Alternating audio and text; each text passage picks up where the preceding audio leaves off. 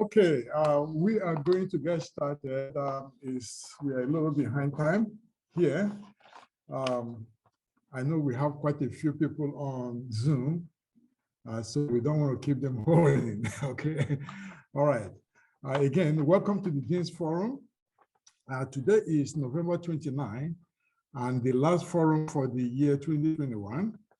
I am glad you could join us today after your restful and bountiful Thanksgiving, I hope. The past 5 forums has been devoted to all things COVID. But today we have decided to have conversation with Dr. Philip Mathew as he reads some excerpts from his latest book, Finding Leo.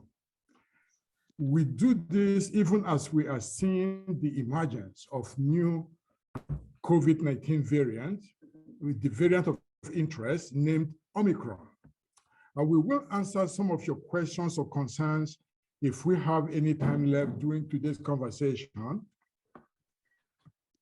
As always, I am Alex Ibe, Dean of Humanities and Sciences, as your host and moderator for the Dean's Forum, along with my colleague, Dr. Dana Brewer, the chair of Humanities Department. She will be monitoring the chat room and the Zoom environment. Our guest speaker today is Dr. Philip Mathew, Director and Professor of the Bachelor of Applied Arts and Sciences, the BAAS in Organizational Leadership. Dr. Mathew is the author of Finding Leo, Servant Leadership as Paradigm, Power and Possibility. Dr. Mathew is a very well accomplished man in all respects. And you see why our President Farmer was excited to bring him on board to Weatherford College. I will let him tell you more about himself and why the book, Finding Leo. But before I turn it over to Dr. Mathew, we are going to make the conversation very interactive. So I would like you to go to your phone, if you don't mind. I'm going to take you to, I want you to go to your phone.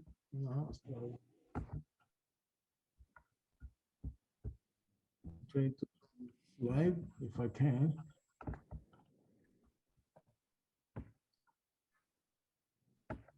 I want you to get your cell phones out and test Alexander eBay 395 to 37607. We will conduct few polls intermittently during this conversation. And also at the end, we will draw 2 winners from today's participants to receive a copy of Finding Leo, courtesy of Dr. Philip Mathew. So, sorry, we did not get shipment of the books on time, but those of you who are interested to place your orders today can do so and still get it at the discounted price, or you can go to Amazon. All right. So, ladies and gentlemen, without further ado, I want you to help me welcome Dr. Philip Mathew.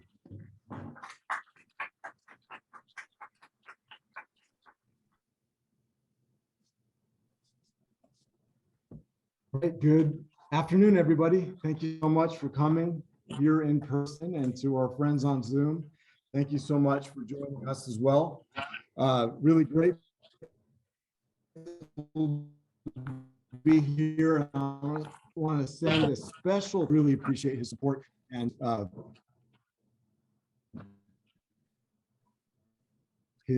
everything you did to. Before I get into the book, I want to make a quick plug for the BAAS program. And I just want to let everybody know that we are going to open cohort 2 in fall 2022.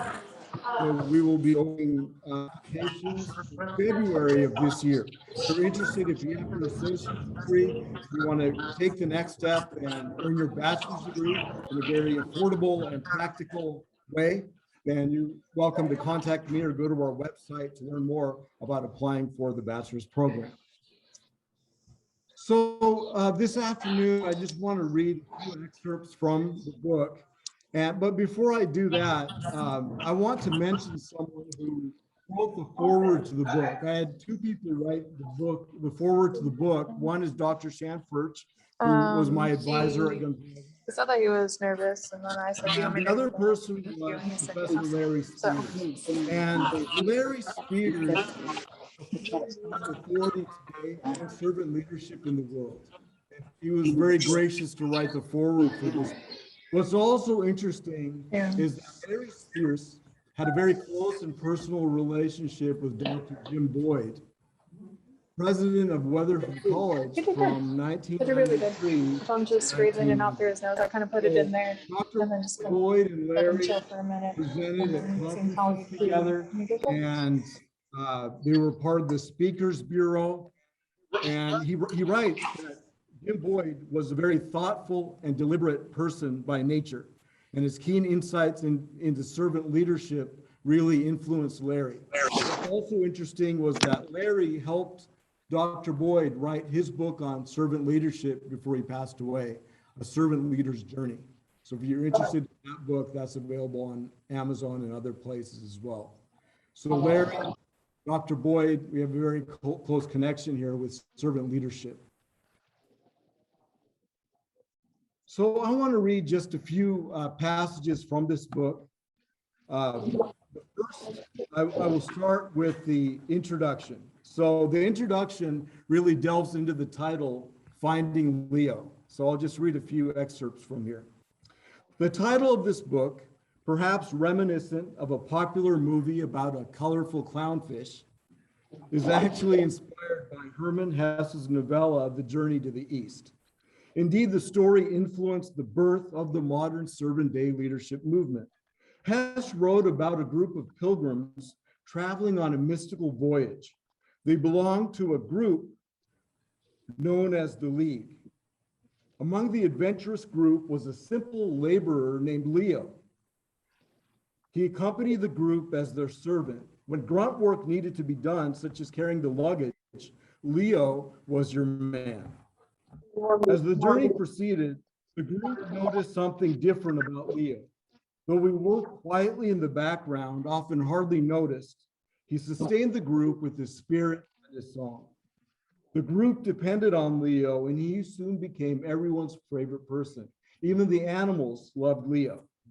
He was a man of extraordinary presence. The journey was going swimmingly well until one day, Leo disappeared.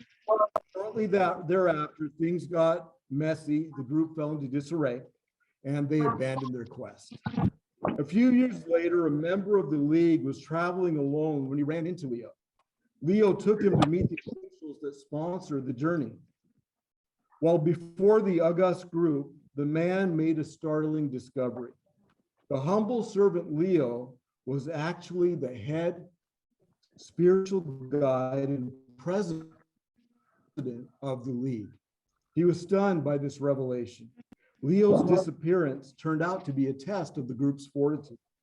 Robert Greenleaf, the father of the modern servant day leadership movement, was profoundly moved by Hesse's story, and he paused to consider its deeper implications. As an executive at one of America's largest companies, AT&T, Greenleaf had been studying the nature of leadership for many years. To Greenleaf, the discovery of Leo captured the sum and substance of what it means.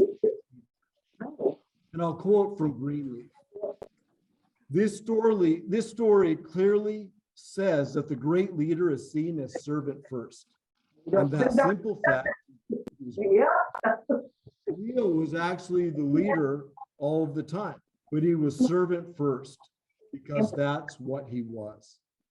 It was something given or assumed that something that was given or assumed that could be taken away. The servant nature was revealed, not assumed, and not to be taken away. That was the point last year. There's like an NFL team. Excuse me, please. Could you mute yourself if you're on Zoom? Everyone should mute themselves. Thank you. Thank you. So you see there, the beginning of the book, I introduced it by talking about Leo and the story of Leo written by Herman Hesse. And that story really made Greenleaf pause and consider, what does it mean to be a leader? Because it shifted his understanding from the traditional model. In traditional models of leadership, the leader stands atop the pyramid, is at the top of the hierarchy. And she or he is at the top, and everybody else, all their attention is directed upwards toward the leader. What happens in servant leadership, however, is that our traditional model of leadership is flipped upside down. The pyramid model is turned on its head. And so the leader moves to the bottom, and the attention of the leader now becomes toward the followers and helping meet the interests and the needs of the follower. So what servant leadership is, it's an others-oriented approach to leading, and where we reorient ourselves from focusing on ourselves and concern for ourselves to concern for other people and concern for others and for the world, for society, for the organizations in which we work. And so this is a very challenging approach to leadership. And what we find is that when, amazingly, believe it or not, when the attention of the leader now turns toward the followers, and the focus becomes on helping the followers get what they need to accomplish the job, great things begin to happen.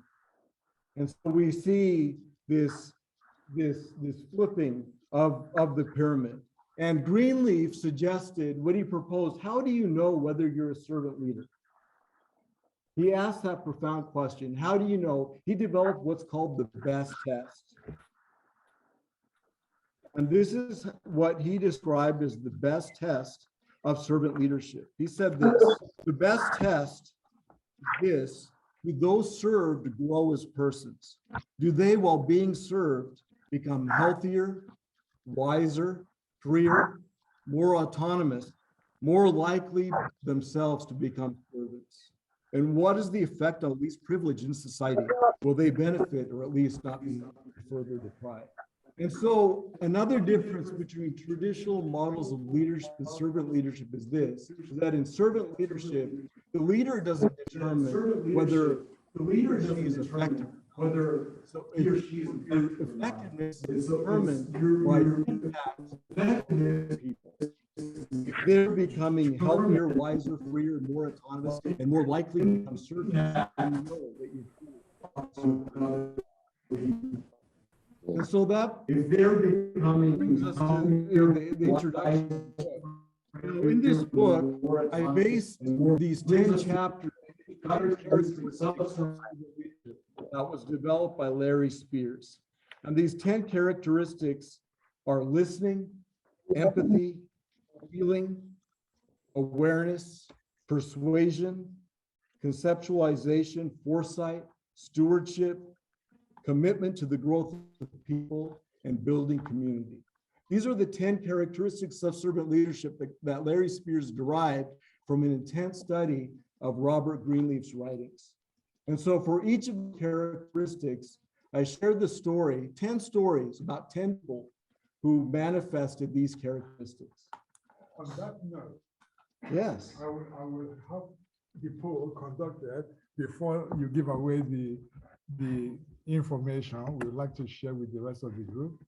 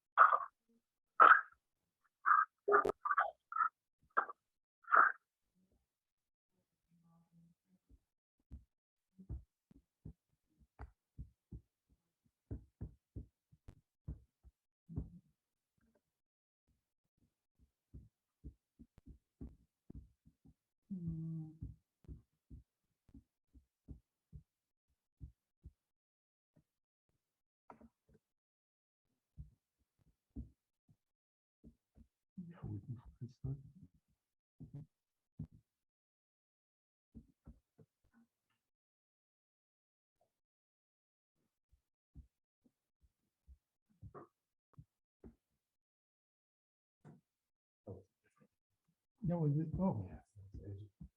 Oh, sorry.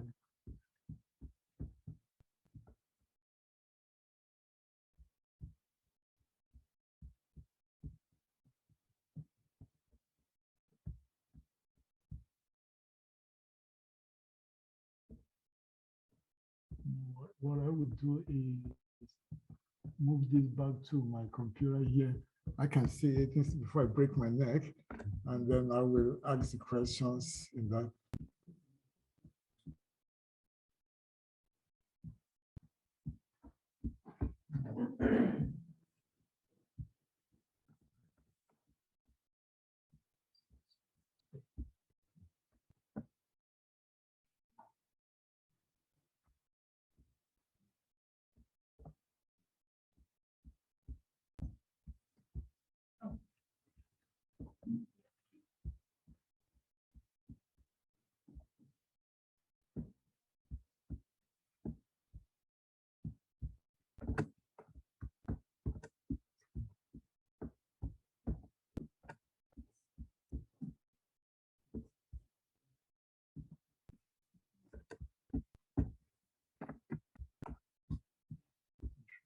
This back.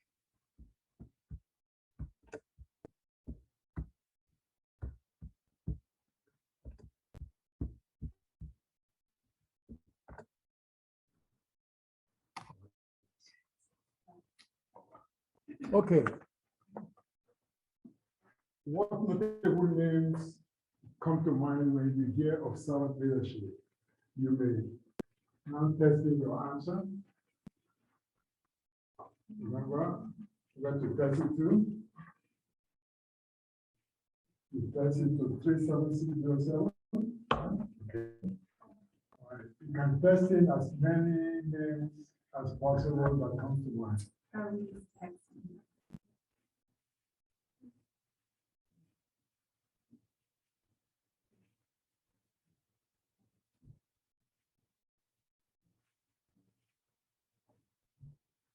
Individual names.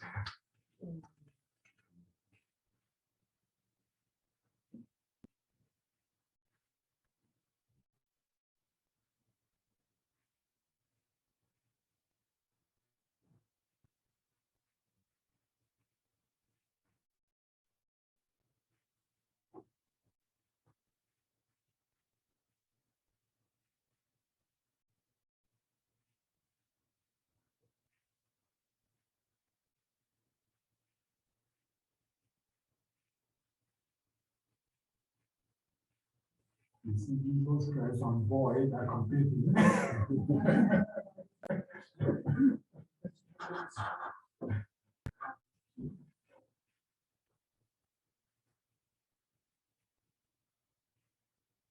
Teresa is, oh, Mother Teresa.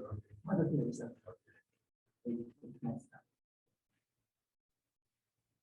Mother works too.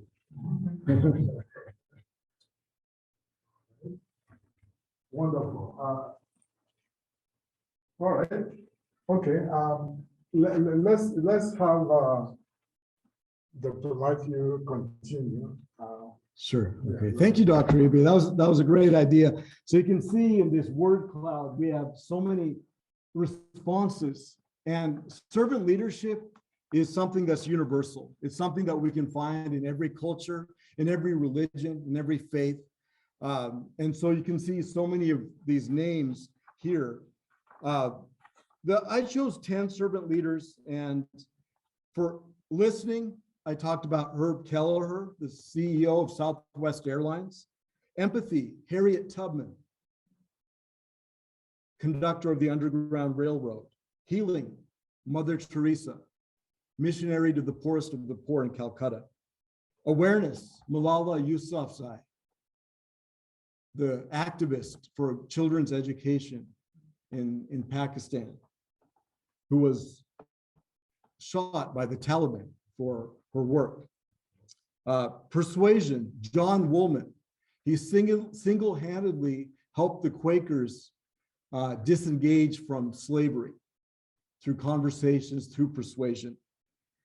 Conceptualization, Mahatma Gandhi. I talk about how he conceptualized the Indian freedom struggle as a servant leader.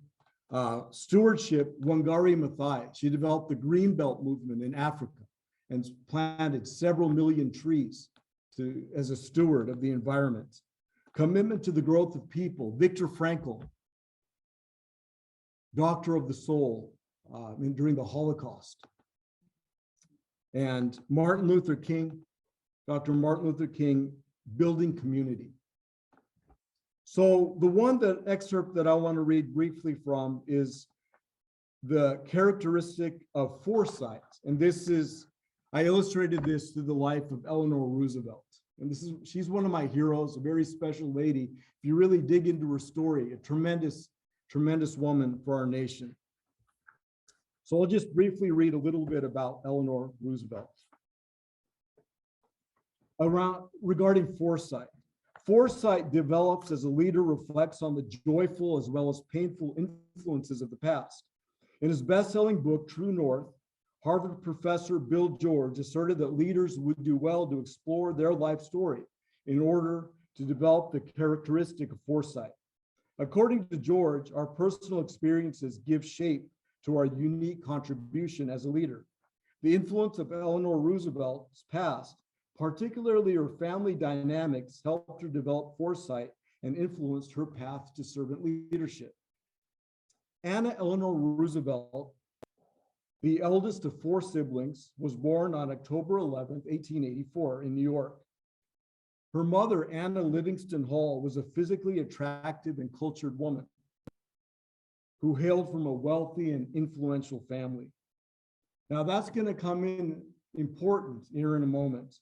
Her father, Elliott Roosevelt, came from an aristocratic New York family, though he spent most of his teenage years in the Texas countryside, hunting, scouting, and enjoying sport. Elliott's brother was Theodore Roosevelt, the American statesman and 26th president of the United States.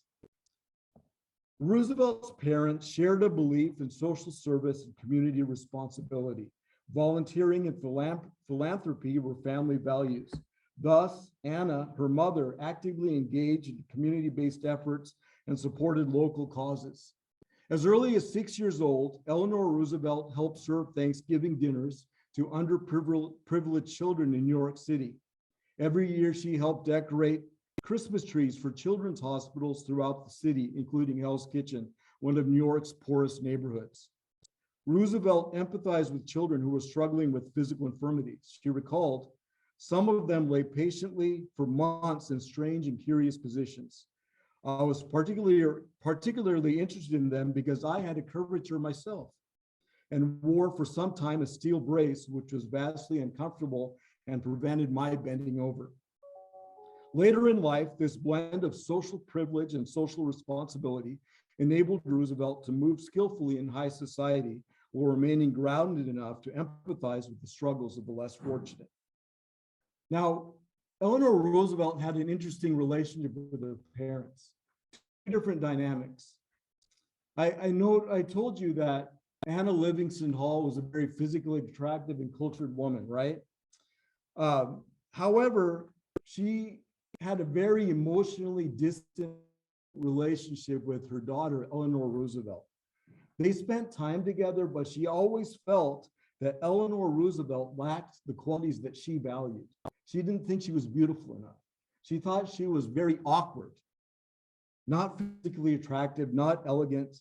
And Eleanor Roosevelt wrote this, she tried to bring me up so well so that my manners would compensate for my looks.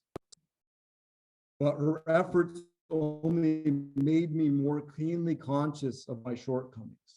And one of the most painful things that I came across in reading Eleanor Roosevelt's autobiography was that her mother nicknamed her Granny. She gave that name to a little girl. It was a label that pierced Roosevelt's soul. I can see the look in her eyes and hear the tone of her voice as she said, "Come in, Granny." If a visitor was there, she might turn and say, "Granny is such a funny child, so old-fashioned that we call her Granny." I wanted to sink through the floor in shame. So this was a very painful aspect to Eleanor Roosevelt's life. On the other hand, she had a very close relationship with her father. Elliott Roosevelt loved Eleanor so much. He even, when they were visiting Venice one day, picked her up from a gondola and serenaded her. Sadly, while she was still young, both of Eleanor's parents died, and she was left to go live with her grandmother. And so what I say in the book is that Eleanor Roosevelt's journey to servant leadership began during childhood. Painful experiences such as rejection by her mother, the tragic loss of her father, and the emotionally distant environment of her home reminded her of the importance of care and compassion. So she says in her memoir, Tomorrow Is Now, she said this: in the past, I've written of the era in which I grew up and of the experiences which shaped my life, from a lonely childhood in a caste-bound society with narrow traditions. I've come to see that nothing of what has happened to me or to anyone has value unless it is preparation for what lies ahead. We face the future fortified only with the lessons we've learned from the past. It is today that we must create the world of the future. It is foresight that we must acquire. In a very real sense, tomorrow is now. And so we see another servant leader who turned the tragedy of her childhood into something that helped her develop compassion and empathy for others. The last thing I want to share really briefly is just a piece from what Larry Spears wrote about servant leadership in their introduction. Yeah. Based on what information you've given thus far, I would like the audience to search within themselves how they would characterize themselves in terms of this leadership. So let me put them in the next poll and let them tell us what they think here. Where's my arrow? Can't find it again.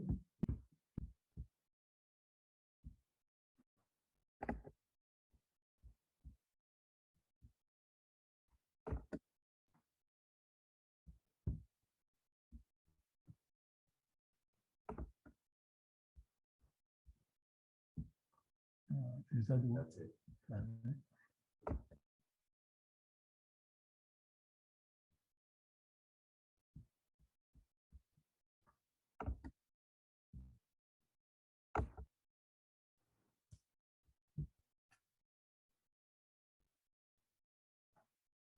All right. If you don't mind, try to describe yourself based on the information you've gotten so far about Eleanor Roosevelt and all the characteristics of servant leadership. Could you just say what you think your servant leadership, how would you describe yourself as an individual?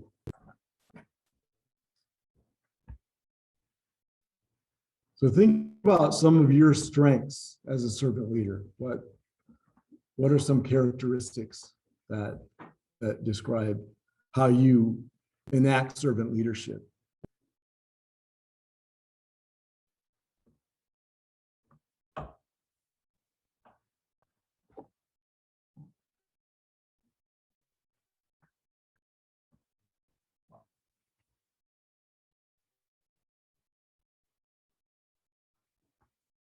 Everybody keep geography up there.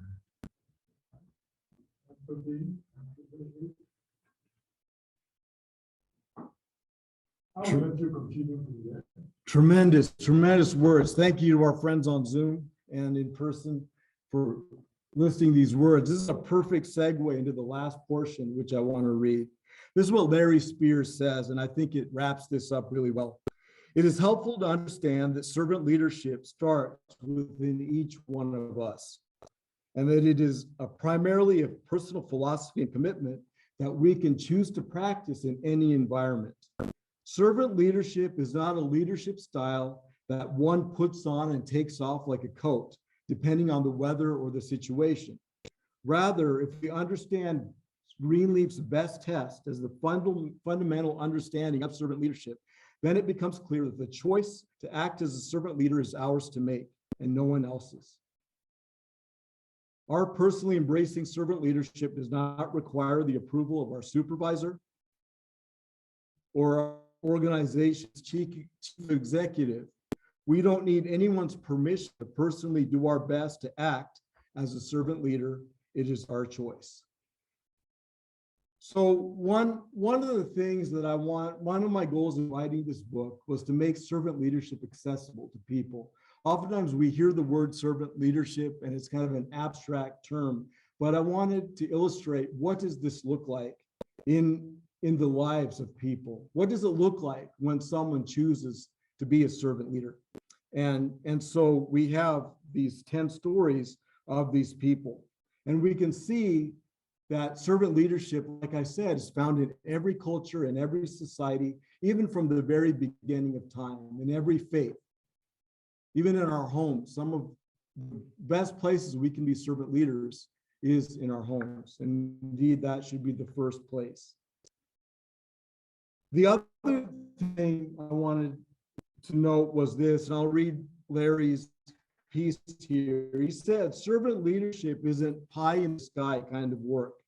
It requires personal commitment and dedication.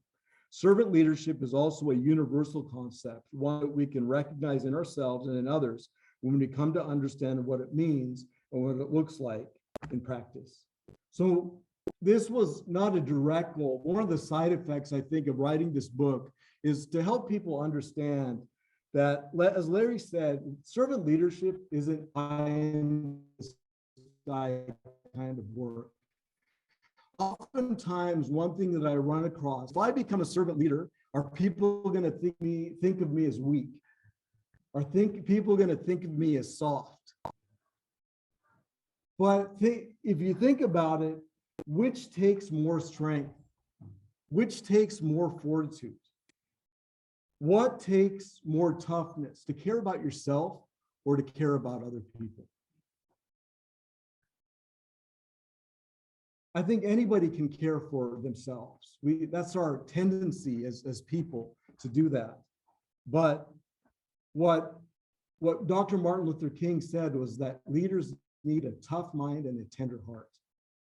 And that's the beauty of servant leadership, is becoming others focused. And you think about it, how much strength does it take to be a servant leader in Auschwitz, in the concentration camps? How much strength does it take for a 15-year-old girl to stand against the Taliban and almost be assassinated? How much strength does it take for Harriet Tubman, after she was freed from the bonds of slavery, to go back into Maryland and become a conductor in the Underground Railroad, risking her personal freedom to rescue people? How much strength does it take for the CEO of Southwest Airlines to have an open door policy where he welcomed people to speak to him and he listened to what they shared? Example after example that we see in this book: Dr. Martin Luther King, Mother Teresa, to go into Calcutta and to serve others. So servant leaders, they're tremendously strong. They're tough, and it takes tremendous strength to truly be a servant leader. And I think that was one of the other messages of this book. So I'm going to turn over to Dr. eBay now, but I just want to thank all of you for joining us via Zoom and here in person. Really appreciate that. And I hope our time today gave you a little glimpse into more of what servant leadership is. I hope it encourages you and inspires you to become a servant leader. Don't let anyone discourage you or tell you that's not what true leadership is about, because ultimately, I think when you find the great leaders at the end of the day, we can see they served others and not themselves. Dr. eBay, thank you.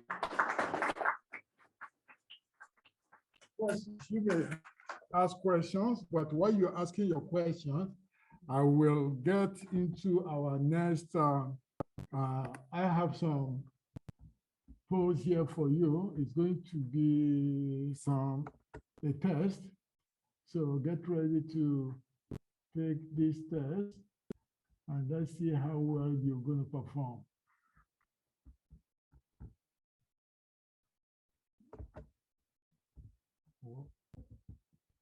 Sorry. You may ask your question while I look up this. Is that it?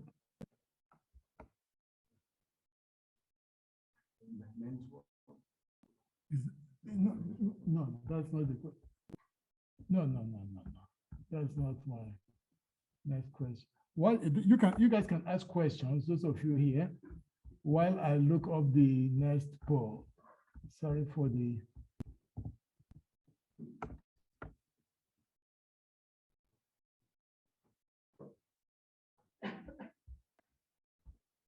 Okay.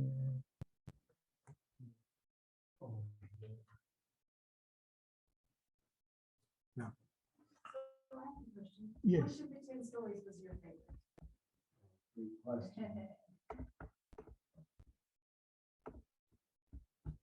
Probably one of the ones that moved me the most is Eleanor Roosevelt. You know, so many things I learned about her, the pain that she went through, but also the courage she had, even with her husband, FDR. She guided him in so many ways to stand up. I encouraged him to stand up for women's rights. Before Eleanor Roosevelt, women weren't allowed as reporters in the White House. She said, I'm going to change that. And she said, I'm going to have weekly press conferences, but only for women. And so all these news organizations, they didn't have women on their staff because they were covering lifestyle stories. They scrambled to hire all these women because she was such a popular first lady that everyone wanted her to talk. So she forced them to hire so many women. Now, so that we take this for granted today, but also she stood up for civil rights, tremendous ways, and also human rights. She helped write the UN Declaration for Human Rights, but she struggled with so much self-doubt. You know, her husband with polio, so many things, but that was one of the things that really moved me was the life of Eleanor Roosevelt. Okay.